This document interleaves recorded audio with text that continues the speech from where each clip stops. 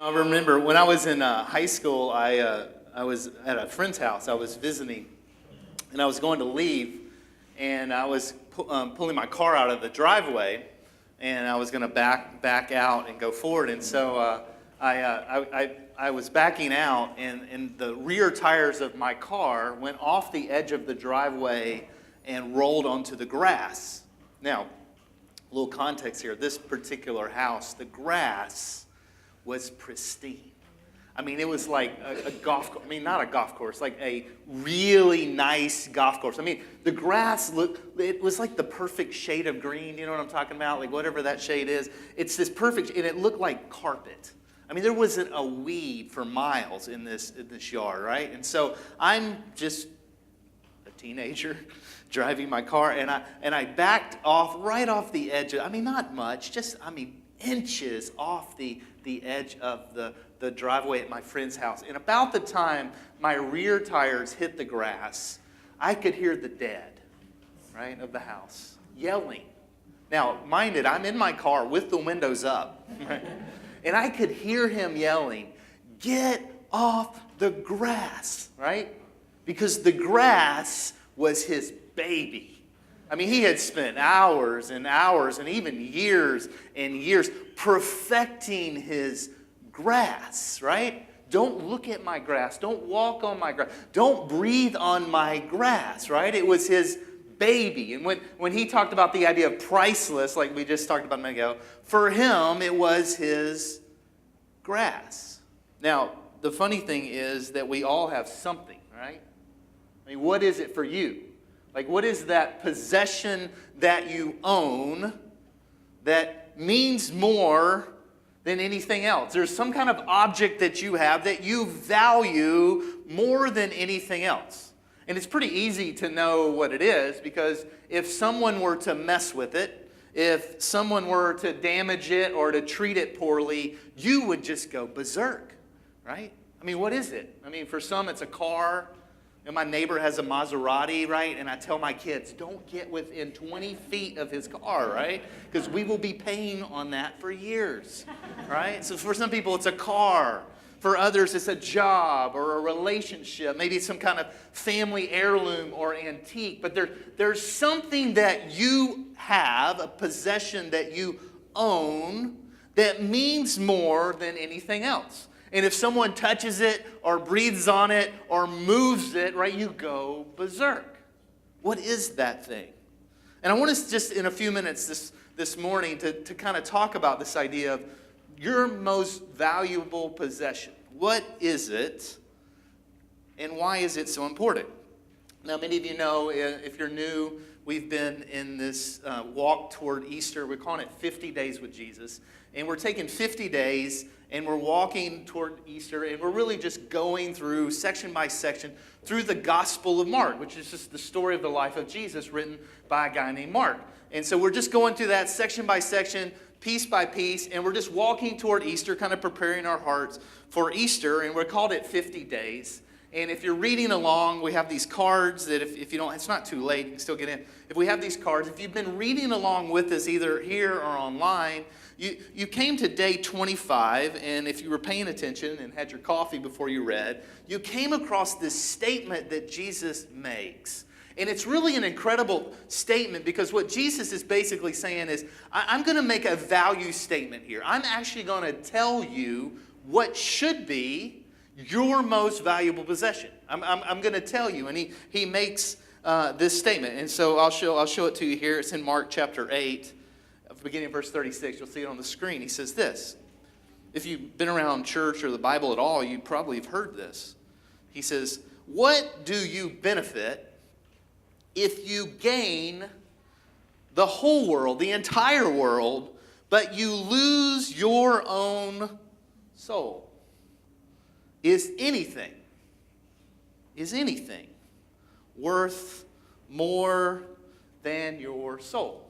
This is Jesus saying, hey, man, if you stacked everything up on this side, if you had all the money in the world and all the fame and all the possessions and all the pleasure and whatever you want, if you stacked it all on this side, but on this side you lose lose your soul, it's a bad deal. It's a bad deal. What does Jesus mean here? I mean, what is he really saying? I mean, soul? Like, I mean, I don't know when the last time you used that word in a conversation. Is soul even a concept or a thing in our modern society? I mean, do you have a soul? If you do, what's the condition of it? And should you be paying attention to your soul? You know, I've been studying this text for weeks now and reading and preparing. And as I have been reading and preparing, I have discovered that the soul is a very, very important word. It's interesting. I mean, even if you're just new or just exploring the whole idea of God, or if you're like serious about following Jesus and being in a relationship with God, this word is a big deal, because what God says, he says that you are a soul. Like, you are a soul. You're not just a self, you're a soul. I mean, this goes all the way back to the very, very beginning. If you study the account of creation, all the way back in Genesis, you see what it says back in Genesis 2. It says, then the Lord God formed man from the dust of the ground and breathed into his nostrils the breath of life, and the man became a living soul. You know, in the instructions to the church in the New Testament, when the writer of Hebrews is writing to the church, to the leaders of the church, that's what he says. He says, obey your spiritual leaders and do what they say. Their work is to what? Watch over your souls. And they are accountable to God. Give them reason to do this with joy and not with sorrow, that would certainly not be to your benefit. He says, hey, the role of pastors and elders in the church is to watch over your soul. See, as your pastor, one day I will stand accountable before God for how I watched over your souls. I mean, it's a big deal. You know, there's a professor from USC, a guy named Dallas Willard. Maybe you've heard of him. He's done tons of work. He passed away in 2013, but he was a professor of psychology at University of Southern California, and he did tons and tons and tons of research and writing on this topic, and I'm really indebted to him on what we're going to be talking about today. But here's what he says. He sums this up in this quote. He says this. He says, what is running your life at any given moment is your soul. Not external circumstances, not your thoughts, not your intentions, not even your feelings, but your soul. The soul is that aspect of your whole being that correlates, integrates, and enlivens everything going on in the various dimensions of the self. Look at this last line, right? The soul is the life center of human beings. That's pretty heavy, right? The soul is the life center of human beings. The soul is your life center. Now Dallas, in his work, he unpacks what he calls the dimensions of a person, the dimensions or the core parts of you. And so if you'll bear with me for just a minute, I want to just real briefly, like Dallas Willard for dummies, right? Because that's about all I can do, is I want to unpack what Dallas says are the dimensions of you. And I need you to hang in here with me for a minute, because this can get a little bit thick. But Dallas basically says that all of us, right, are made up of these various dimensions. There's these core parts of us, and we're going to test my penmanship here. But he says at the core of us, Dallas says there's this thing called the will.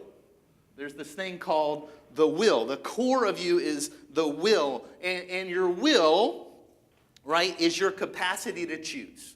All of us, to some way, in a limited sense, can say yes or we can say no. This is what makes you you, right? You have the ability. This is what makes you a person and not an object, right?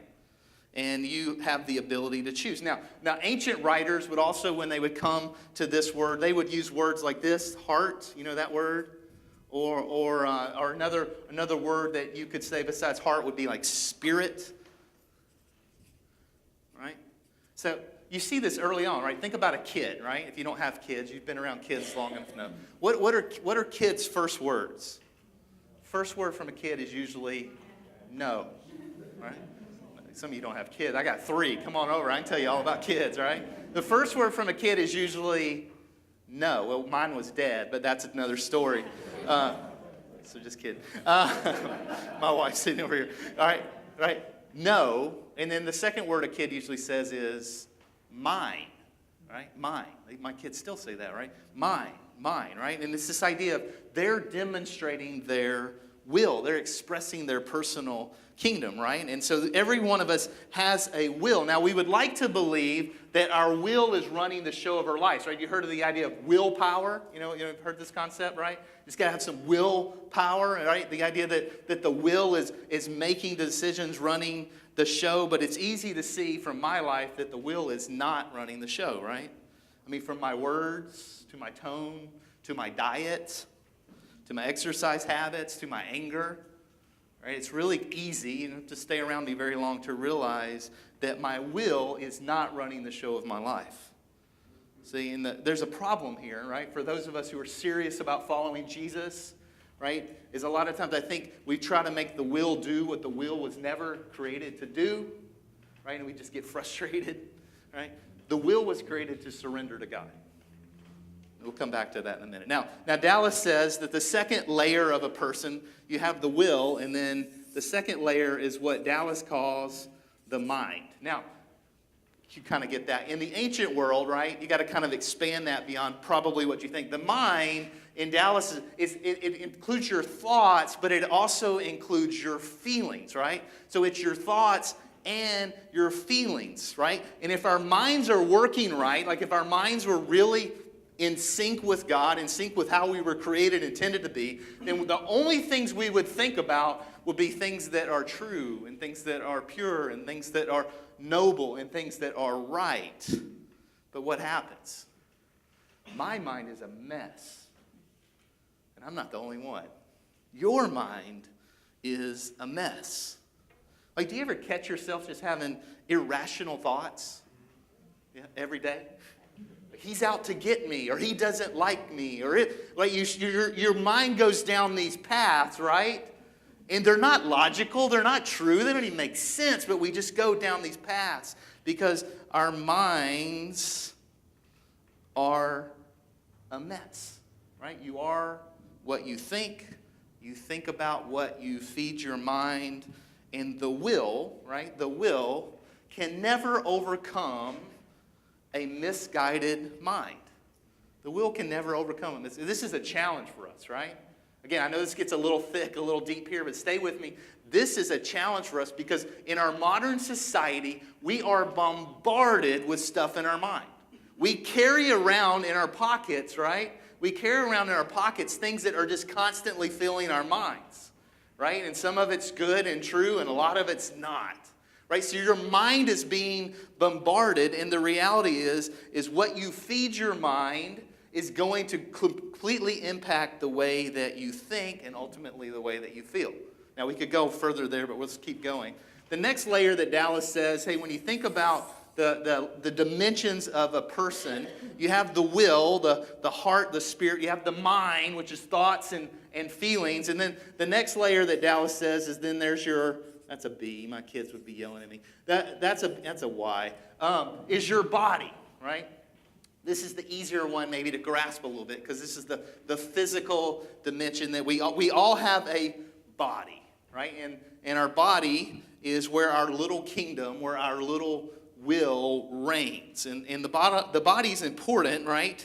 Because when you think about it, it's the only place in all of the world and all of the universe where your little blob of matter, where your little tiny will has a chance to be in charge, right? You're in charge in this little space here. You are in charge. Now, the body, and you know this, is full of all kinds of appetites and all kinds of habits. Now, in the original creation, as God created you and me, the body was created to serve my mind and to serve my will, but because we're separated from God because of this idea of sin and this idea of wrong in the world, we often, instead of our body obeying our will and obeying our intentions and our mind, it's actually the opposite way around, right? The body's in charge, right? This happens all the time. I mean, you pick up the paper, right? Front page of the news every day, right? What's it talk about? Addiction, right? There's addictions. There was an article this week, and I read, it's addictions in the workplace. Right? addictions, like habits. Like for me, I bite my fingernails. It's a terrible habit, right? It's a terrible. Why do I bite my finger? My will says to stop, and my mind knows that it's gross, right? But who's running the show? Not these, right? This is.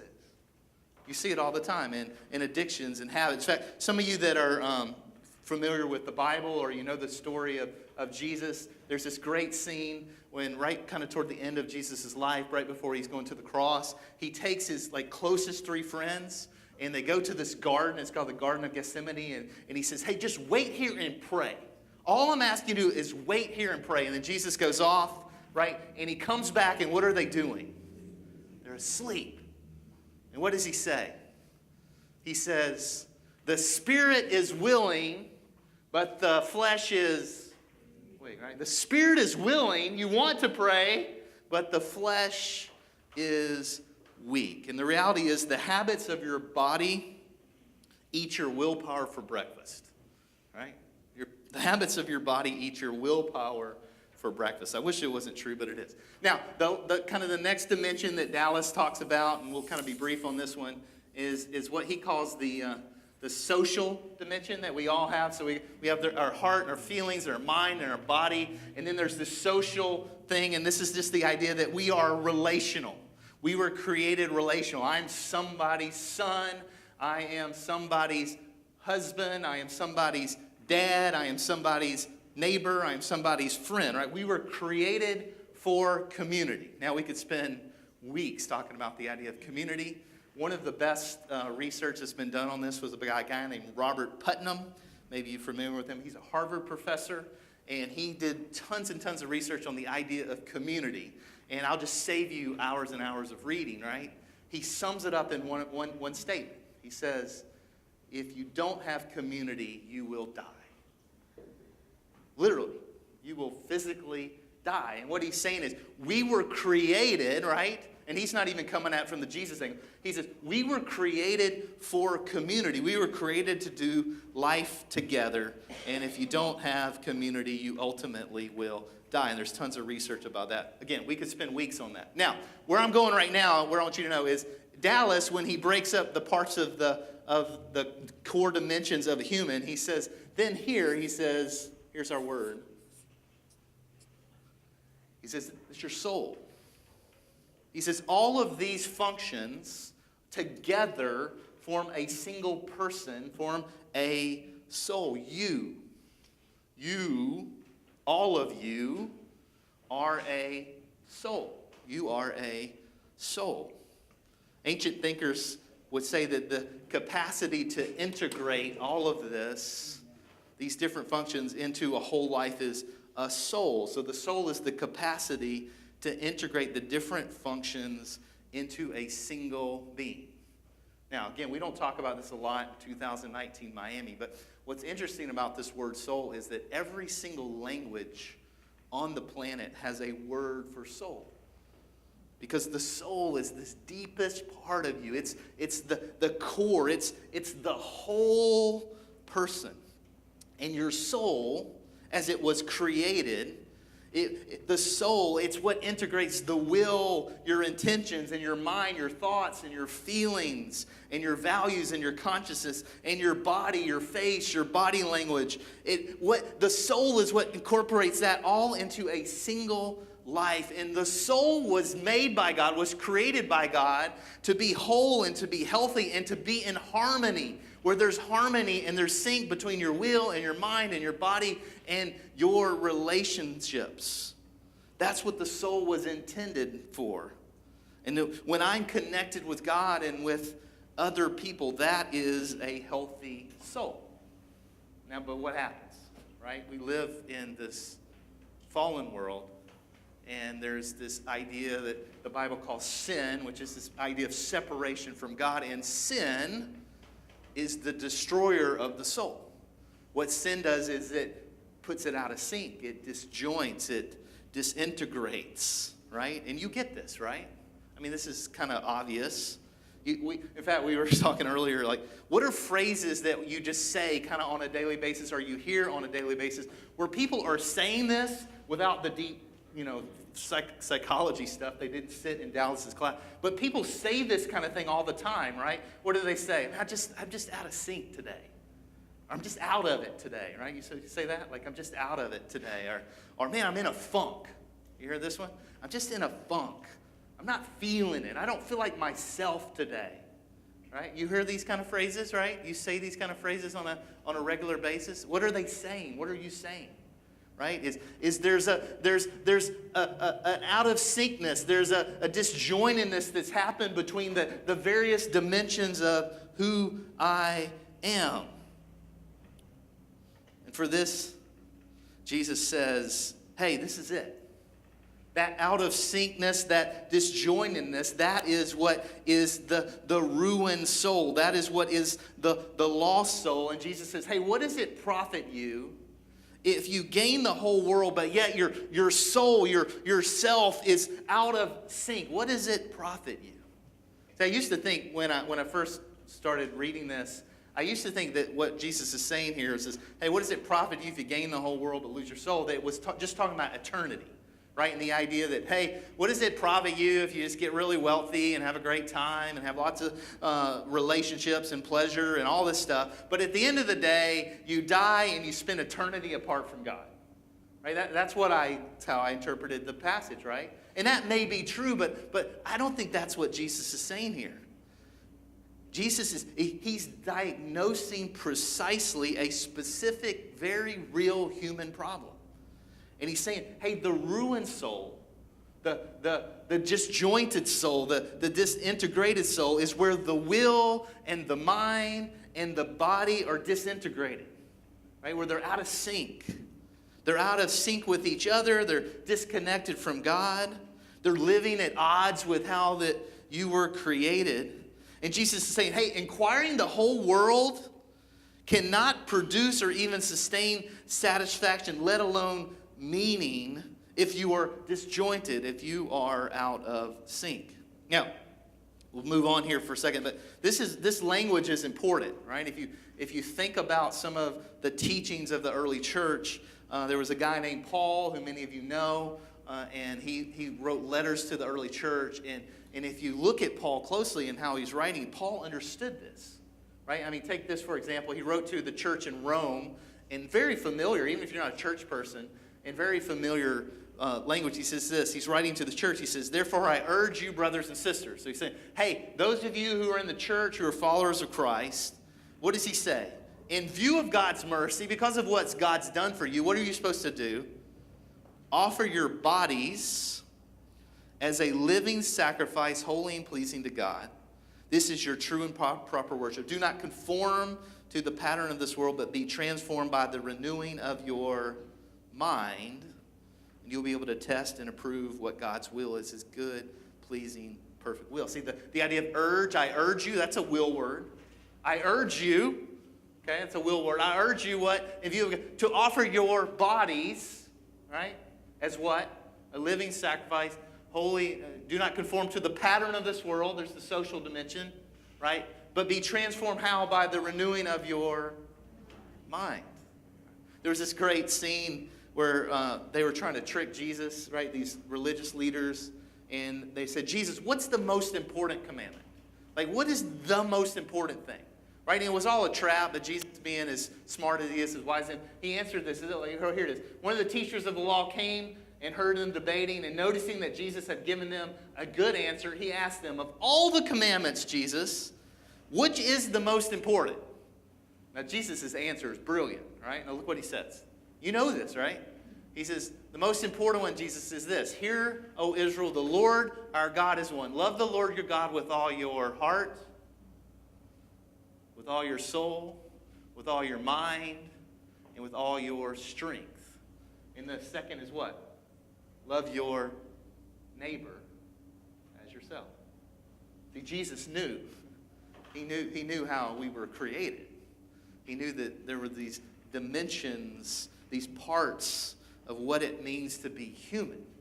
Right? So he knew. He said, hey, you know what the greatest commandment is that you to be in sync, to you to live how you were created, where all the parts of you are functioning. And so what do you do? Like, what if you're like, okay, Greg, most valuable possession. I used to think it was the grass or my car or whatever, but now maybe you convinced me that maybe my most valuable possession is my soul. And I'm starting to maybe get that a little bit, but what does that mean? Like, what do you do? Like, what do you do just in the busyness of life? I mean, life happens. I mean, life comes at us. I mean, I talked to two people yesterday that came by my apartment, and both of them different things, but like life was happening, whether it be a physical health thing or whether it be an unexpected event in life. Like life is happening. How in the midst of the busyness and the cares of life do I keep this integration, this syncness that is my soul? And I think it starts here. Jesus gives us this answer in Matthew 11. You'll see it on the screen. This is Jesus speaking. Again, he knows. He says, hey, I get it, right? Life's hard. Life happens. He says, come to me, all you who are weary and burdened, and I will give you rest. Take my yoke upon you and learn from me, for I am gentle and humble in heart, and you will find rest for your souls. Now, this isn't rest like go sit on the beach and soak in the sun kind of rest. I mean, this is like to the core, right? This is like to the core rest, right? Have you ever been around someone and you like know their life, you know their circumstances, you know life is just not like a picnic, it's not like all flowers and rainbows, like life is crazy. But yet, in the midst of that, they just have this peace. You know, so the other ways we express, they're just so grounded, right? Or they're just so centered, they're just at peace. What is that? Right? Like life's not easy. Like there's problems, right? None of us are just on this cakewalk through life, right? But they just have peace. This is it. Jesus says, hey, there's this rest, there's this peace, there's this presence that is possible for you in this life, not in this life, and it is a rest that in the core of you, in your soul, and it's a rest for all of you that is possible, but it's only possible by coming to me. Come to me. I want to restore you. I want to give you rest. I want all of you to be in sync with me and with others. Right? And we call this the good news, right? We call this the gospel. The simple message of the gospel is that Jesus, right? We believe this. Jesus will make your life better, will make you better life. A relationship with God will change your life. It won't make it perfect. Doesn't mean you got everything figured out. Doesn't mean there's not problems and challenges. But there is a peace that's available to you. There is a rest that is available to you only through a relationship with Jesus. And that's available to you. It's available to me even today. Jesus said, hey, at some point, just quit fighting, quit trying to go your own way, quit trying to solve all this, because you can do yoga and you can go to counseling, and those things are good, whatever. You can do all these, you can meditate, walk, and all those things will help you, but you're only going to ultimately find peace and rest for your soul through me. That is how you were created, right?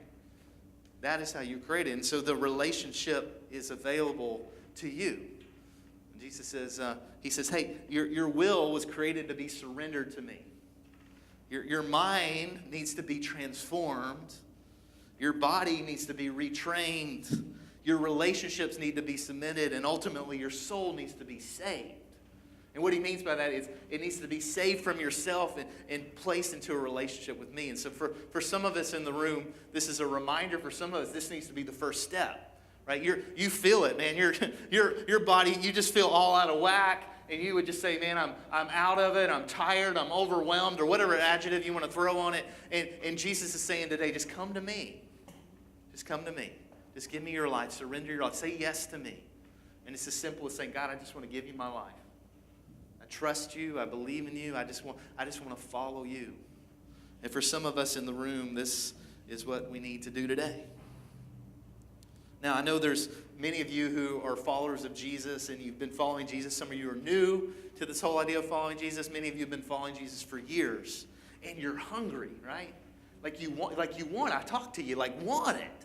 right? And it doesn't mean it's easier, but there's a hunger, there's a desire, there's a passion there for you to grow. And you would say, hey, I want to nurture my soul. I want to know more. I want to go to the depths of this. And if Jesus were here today, he would say, that's amazing. Your soul, the core of you, needs daily attention.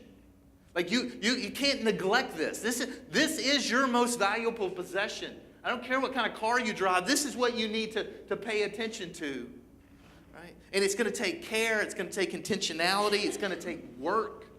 And you've got to work at this daily. You can't let this slide. You know, when we started our church, again, we're not a perfect church. We're figuring things out as we go here. But one of the decisions we made early on is we want to try to help this as best we can. Right? And you can't like program this. You can't. It's just not that simple. But we came up with a simple idea. We said, man, we just want to just encourage people just to spend time every day at least engaging God in His Word. Right? It's just kind of simple.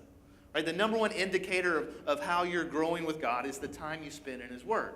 And so that's why we created these kind of things where we have these reading plans, right? We don't just do this because, oh, well, we're sitting around bored. Let's create one of these things. No, like the idea is like, what if we could get people into God's Word, right? And so we said all along, hey, we give weekly readings, and the idea is you would read it before you came. And I know all of you did that, so that's fantastic. And what was the reading? I forget. No, I'm kidding. I know you read it, Curtis. Okay, and so you read it, right?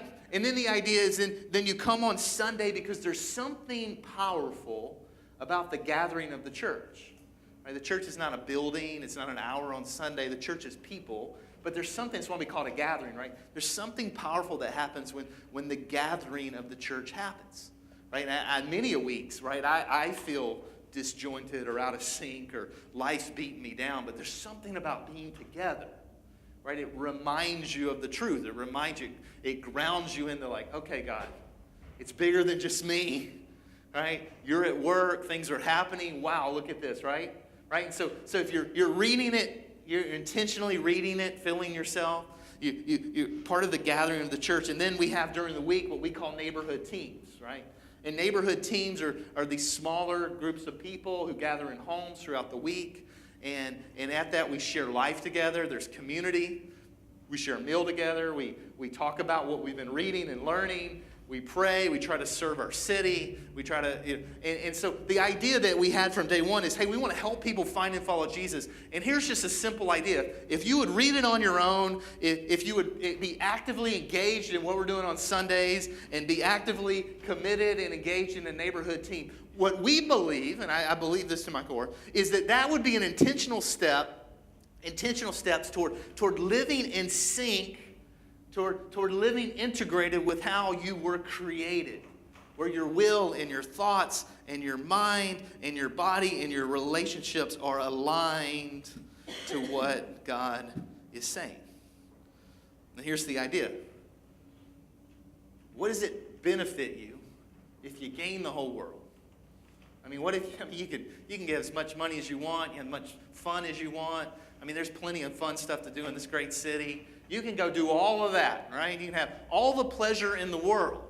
But what does it benefit you if you do all of that, yet yourself, your soul, you are out of sync with how you were created to live? What does it gain you? Is there anything worth more than living aligned and integrated and in sync with how you were created by God? You know, we live on a planet of lost souls. This is kind of the human problem. And we live in a city. I love this city with all my heart. But we live in a city full of millions of lost souls. In fact, I would say it's a concentrated pool of lost souls, right? And what does Miami desperately need? Restored souls. Flawed people like me, like you, who take seriously the care and the keeping of our souls, of ourselves.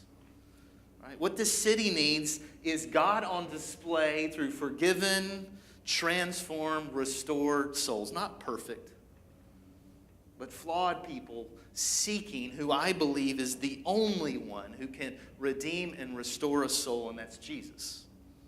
And that's why we started this church, right? To help people find and follow Jesus, because we believe that Jesus is still in the business of redeeming and restoring souls. Would you pray with me? God, I think of these amazing men and women and students who are in front of me right now, God.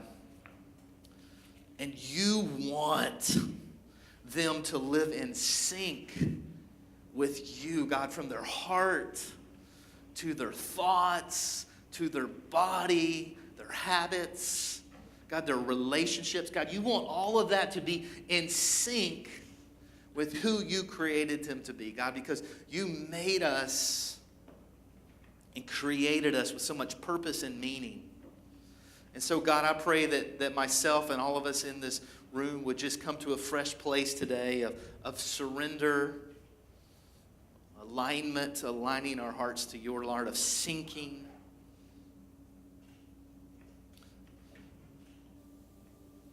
So, God, I pray for this moment now as we just spend a few seconds, a few minutes responding to what you would have for us. God, and I want to just pray this now in the name of Jesus. Amen.